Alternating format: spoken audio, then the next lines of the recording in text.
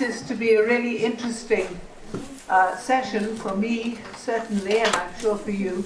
And we've got a panel of experts. We've got Massimo, who, as you know, knows all about everything. And then we've got some Japanese people who are very much involved. It includes people who have been deprogrammed, and it includes lawyers, practitioners, and second-generation members. So I'm really looking forward to learning a lot. Massimo. Yeah, thank you. My paper is an outline of things many of you probably already know, and this for those who don't know. I guess all know that former Japanese Prime Minister Shinzo Abe was killed on July 8, 2022 in Nara, Japan, by a man called Tetsuya Yamagami. And Yamagami told the police he wanted to punish Abe for being friendly to the Unification Church, as you know now called the Family Federation for War, Peace and Unification. And in particular, Abe had participated through a video to a 2021 event and sent a message to a 2022 event of the Universal Peace Federation, which is an NGO founded by the leaders of the Unification Church, and also Unification Church volunteers had worked in Abe's electoral campaign. And Yamagami explained why he hated the Unification Church, because his mother had joined it in 1998, she's still a member, and had gone bankrupt in 2002, allegedly because of her excessive donations to the Unification Church. But a question nobody asked is about the time gap. The mother goes bankrupt in 2002, and he kills Abe in 2022. That's after 20 years, and in the month before the crime, what happened is that Yamagami, the killer, became an active participant in anti-cult online forum, which might have excited him to action. And Canadian scholar called Adam Lyons, he reconstructed his interaction with anti-cultists on the internet, and he mailed to a leading Japanese anti-cultist what Lyons called a manifesto, explaining that he was going to kill Abe and possibly Mrs. Moon too, but unfortunately this anti-cultist, who is a good citizen, immediately went to the police. But when he went to the police, Abe had already been killed, so it was too late. So the church was clearly a victim. As I said, Yamagami also wanted to kill Mrs. Moon, but the anti-cultists managed to present the Unification Church as the culprit in the incident. In a press conference, Japanese anti-cultists say Yamagami and his mother are 100% victims. By the way, that's another case. The mother denies being a victim. And the Unification Church cult is 100% the perpetrator. And as usual, it started a parade of apostate ex-members, and apostate, as you know, is not an insult. It designates those ex-members who become militant opposers of the groups they have left, and they are a minority. And this girl you see here, pseudonym Sayuri Ogawa, became extremely famous, even met the Prime Minister. She's a second generation member, and she claimed she had been brainwashed and submitted to horrible indignities, particularly by her mother.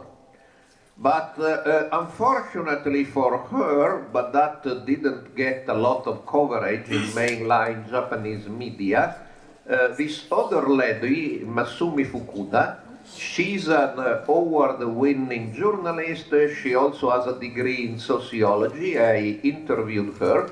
She's not religious, and she was mildly against the Unification Church before the Abe assassination. But she looked into the story of Sayuri Ogawa and collected dozens of documents and published an article in Japanese leading magazine proving the story cannot be true.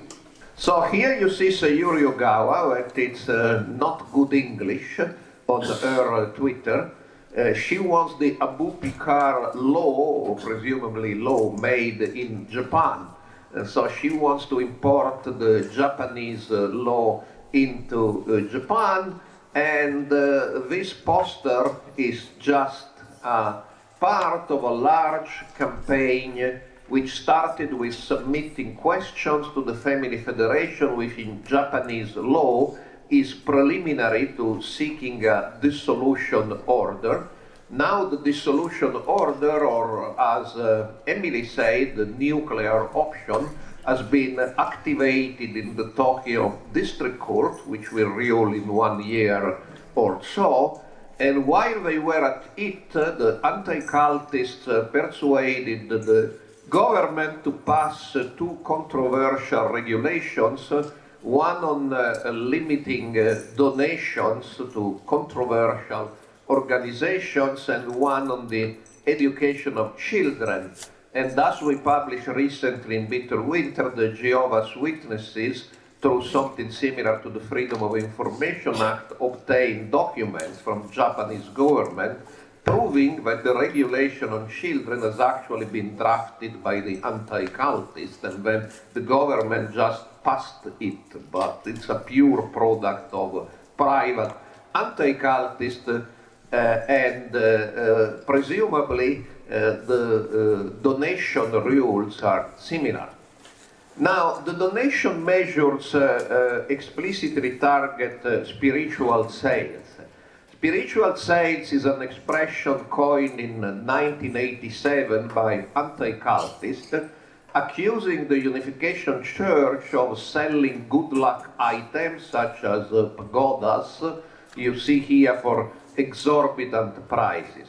Now, pagodas, let alone Buddhas, are not part of the Unification Church theology, and this enterprise really existed, but it was enterprise by individual members of the Unification Church, not owned by the church itself.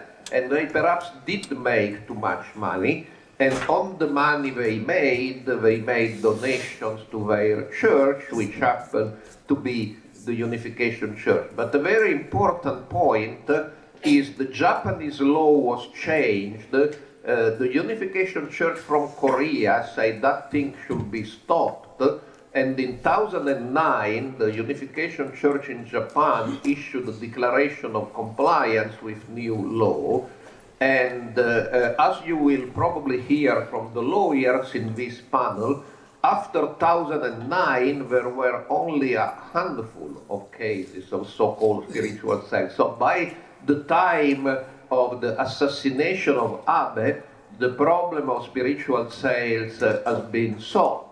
Now, the second problem the government quoted was something they call religious abuse of children.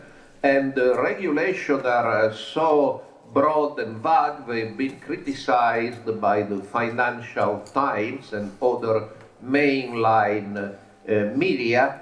We have no time to go through the regulation on children, but there are some provisions that do not target the Unification Church, they target the Jehovah's Witnesses.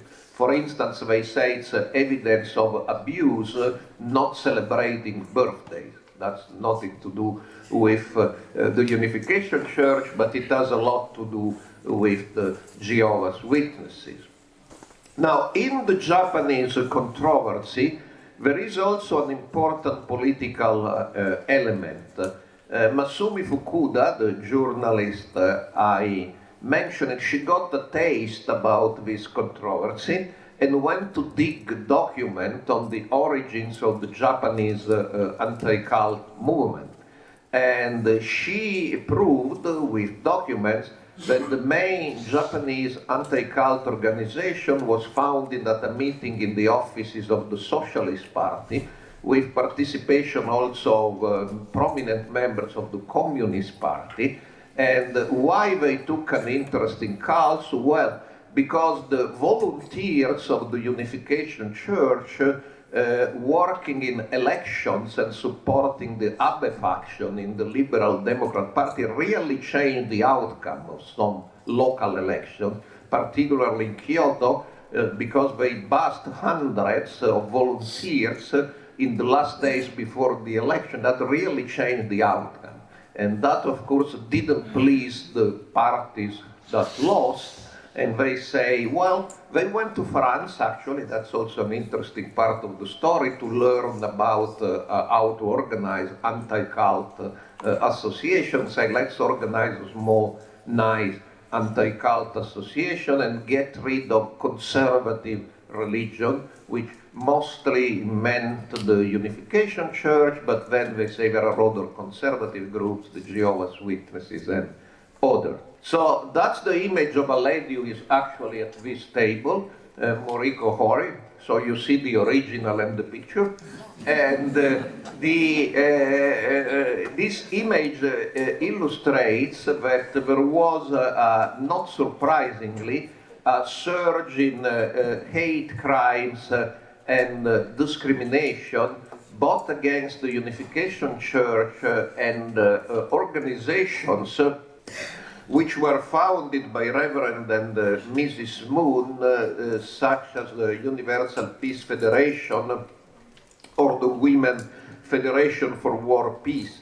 It is true that these organizations have UC leaders, but most of the members are not UC. And of course, Peter Winter has republished documentation. There are also a surge in hate incidents and even physical violence against Jehovah's Witnesses.